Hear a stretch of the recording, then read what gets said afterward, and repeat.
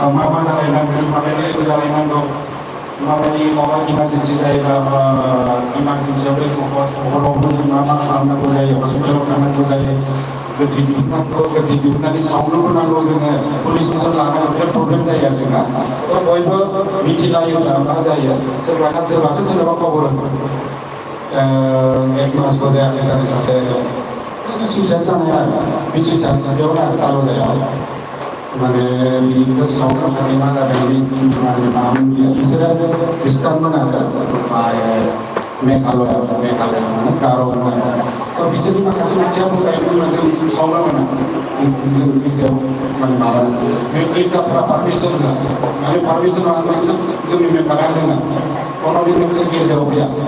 आसामाव सोंबाय आसामाव थांनो जोंना बेनिफ्राय मेघालयआव बुंबाय जोंबो जायगा होआ लास्टआव पुलिसजों लिडार खालामनानै जोङो केसआव सावदों आरो केस आसामनि केसआव बेबायदिनो प्रब्लेम जायो गतिके ग्रुपआव थालायनांगोन ग्रुपआव थायोब्ला बिपदआव जोंहा बिराद सहाय जायो नङाबा हारसिंबा बिराद बिपद जायो बिपदखौ जों नुबाय थायो बिपदआव जों थांबाय थानांगौ माने लकडाउननि बाथ्राखौथ' बुंनाया बेयावबो थायोमोन मानसि थैनायावबो मानसि सावथारोमोन जोङो हस्पिटालाव थांनो मोना जों थाङोमोन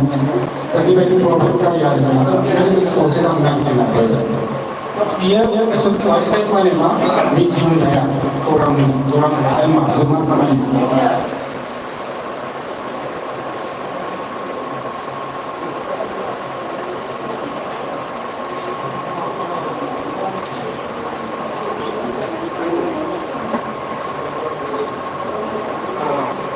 Nah,